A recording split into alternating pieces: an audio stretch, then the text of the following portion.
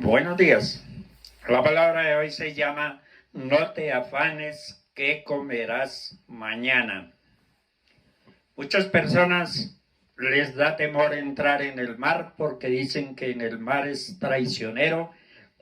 Aparentemente alguien está nadando en aguas tranquilas y de repente es llevado más adentro, y muchas veces eso se convierte en una tragedia, ya que poco a poco se van alejando de la playa y luego las personas no pueden volver y se ahogan.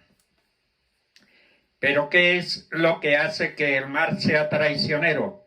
¿Qué es lo que hace que el mar se lleve a las personas lejos de la playa y muchas veces sin darse en cuenta?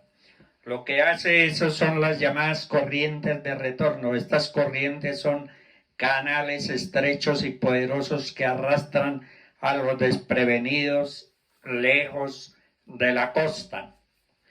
Pero si aplicamos esto a nuestra vida cristiana, podemos decir que hay algo aún más traicionero que el mar, y es la mundanalidad, la cual está gobernada por Satanás, de la misma forma como el mar, con esas corrientes de retorno van alejando a las personas de la costa hasta que no podemos regresar.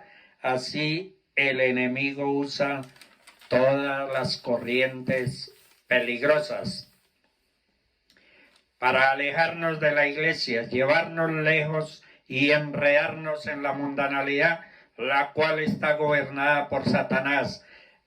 Enredarnos en el pecado para que no podamos volver o no se nos vuelva muy difícil regresar a los caminos de nuestro Dios.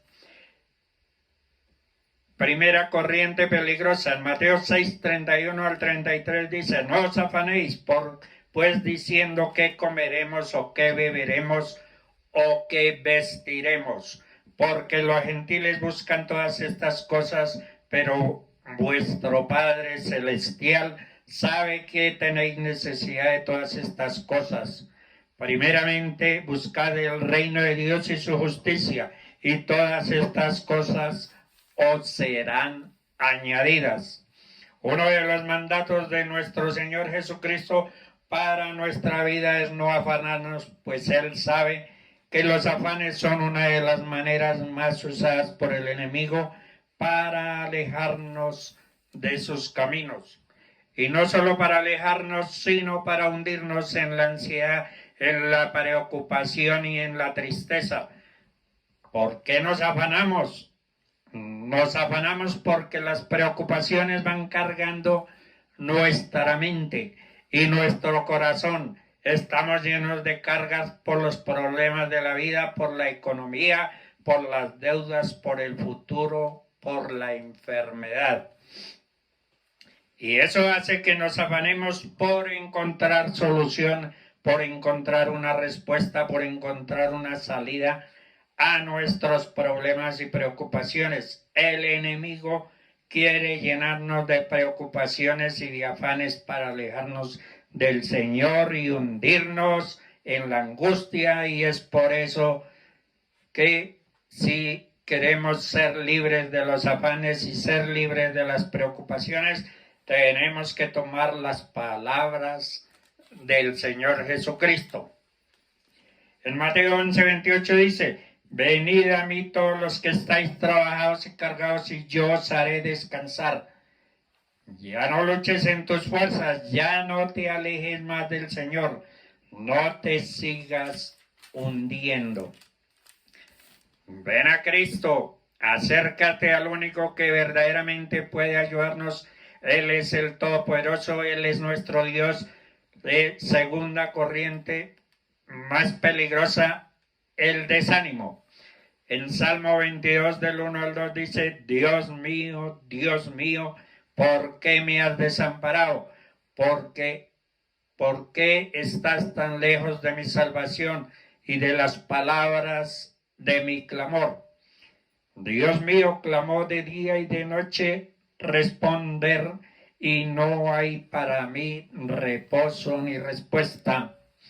Si hay una herramienta utilizada grandemente por el enemigo para alejarnos del Señor, para hacer que nos apartemos de la iglesia y de sus caminos, es el desánimo, ese pensamiento que viene a nuestra mente de creer que no vale la pena seguir, que quizás la vida cristiana no es para nosotros, que Dios nos escucha, que nuestras oraciones no son escuchadas. Proyecta tu luz más allá de la oscuridad, proyecta tu luz con destellos pequeños, pero poco a poco se hace más fuerte hasta que se convierta en un potente resplandor que proyecta más allá de la oscuridad. Y luego vemos otro y otro más. De repente hay una multitud de estas luces que brillan intensamente y que se abren paso a través de la oscuridad que está decidido a cubrir toda la tierra. El mundo se ha alejado de Dios y se han vuelto dependientes de sí mismo. Creen en sus propias leyes, opinan que la ciencia invalida la creencia en la creación, no tienen necesidad de Dios. El pecado y el oscuro egoísmo han sido los poderes dominantes. Hay una luz que brilla a través del pecado y de la oscuridad y de la incredulidad. Jesús mira hacia la tierra desde donde Él se sienta al lado del trono de Dios.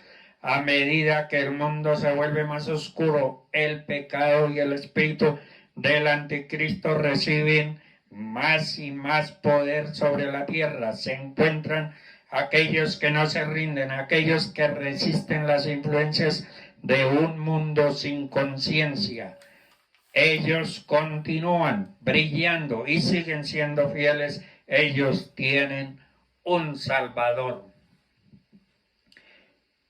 En 1 Timoteo 4:1, pero el Espíritu dice claramente que en los postreros tiempos algunas personas apostatarán de la fe escuchando a espíritus engañadores y a doctrinas de demonios. Muchas personas se ocupan en actividades del día de las brujas, verán esqueletos y pinturas de murciélagos y de brujas y de fantasmas. Las empresas patrocinan a sus empleados para que coloquen en sus escritorios el mejor fantasma. Las empresas dan premios a los empleados que tengan el escritorio más espeluznante, pero el Espíritu dice claramente, significa con fuerza. En 2 Timoteo 3:16 dice, toda escritura es inspirada por Dios. Las palabras de la escritura deben de recibirse como de Dios mismo. Pero el Espíritu dice claramente que en los postreros tiempos se refieren al mismo periodo de tiempo que se habla en la 2 Timoteo 3 del 1 al 5. También debes saber esto, que en los postreros días vendrán tiempos peligrosos porque habrá hombres amadores de sí mismos, avaros, vanagloriosos, soberbios, blasfemos, desobedientes a los padres, ingratos, impíos, sin afecto natural, implacables, calumniadores, intemperantes, crueles, aborrecedores de lo bueno, traidores, impetuosos, infatuados, amadores de los deleites, más que a Dios, que tendrán apariencia de piedad, pero negarán la eficacia de ella. A estos evitan. Los postreros días, 2 Timoteo 3:1 dice, y los postreros tiempos del texto anterior se refieren al mismo periodo de tiempo. Es evidente que ambos están hablando del día que estamos viviendo. Estamos viviendo en ese periodo, en los postreros días. Los postreros tiempos aclara que Dios dio una profecía tocante al futuro que señala hacia el mismo tiempo en que vivimos hoy. Primera de Timoteo 4:1 dice, pero el Espíritu dice claramente que en los postreros tiempos algunos apostatarán de la fe. Algunos se apartarán abandonando la fe, y eso es exactamente en Segunda de Tesalonicenses dice que la apostasía vendrá. Esto no solamente incluye apartarse de las Escrituras, sino también abandonar la iglesia. La iglesia local del Nuevo Testamento, donde se predica el Evangelio, que dan las Escrituras. Muchas cosas se suceden hoy en la cristiandad. Indica que vivimos un periodo de apostasía. Ahora mismo, la palabra apostasía, antes del fin de esta era, habrá un muy marcado alejamiento de los que profesan ser creyentes. Segunda de Tesalonicenses del 2 al 3 dice, nadie os engañe en ninguna manera, porque no vendrá el fin de la edad sin que antes venga la apostasía. En Isaías 58:1 dice, clama a voz en cuello, no te detengas, alza tu voz como trompeta y anuncia a mi pueblo su rebelión y a la casa de Jacob su pecado. Segunda de Timoteo 4 del 2 al 3 dice, reargulle, reprende, exhorta, porque vendrá tiempo cuando no sufrirán la sana doctrina, sino que teniendo comezón de oír, se amontonarán maestros conforme a sus propias concupiscencias, deseos. Si ahora estamos en la gran apostasía, predichan las Escrituras y son culpables predicadores tímidos, tienen miedo de alzar sus voces y asegurarse de que la gente en nuestras iglesias sean convertidas con predicación evangelística. En primera de Timoteo 4:1 dice, pero el Espíritu dice claramente que en los postreros algunos apostatarán de la fe escuchando a espíritus engañadores y doctrinas de demonios. En primera de Juan 4:1 dice, amados, no creáis a todo espíritu, sino probad a los espíritus si son de Dios. Porque muchos falsos profetas han salido por el mundo. Todo hombre de Dios al momento de su partida tiene que haber dejado un legado en alguien haya instruido en la palabra de Dios. Dios le dio la oportunidad a Pablo de formar a Timoteo y le dijo, Timoteo, ten cuidado de ti mismo y de la doctrina, y el ser humano actúa, piensa y se mueve de acuerdo a la información que haya tenido.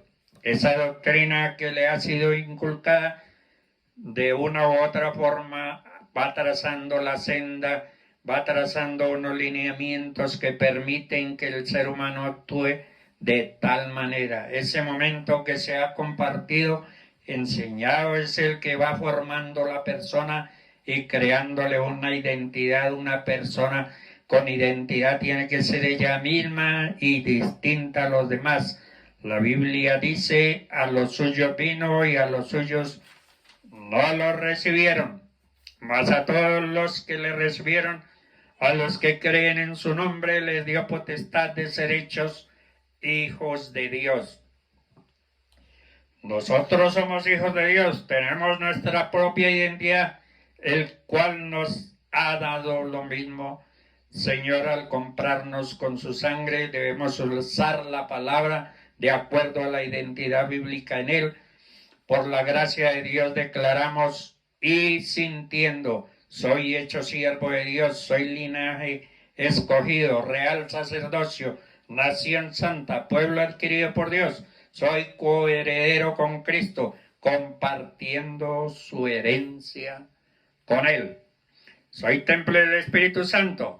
Él me ha creado en Cristo Jesús para que haga buenas obras. Soy miembro de la familia de Dios. Soy prisionero por Cristo. Soy resucitado por Dios. Junto con Cristo Jesús mi vida está escondida con Cristo. Soy la expresión de la vida en Cristo porque Él es mi vida. Soy escogido por Dios. Soy enemigo del diablo. Dios les bendiga.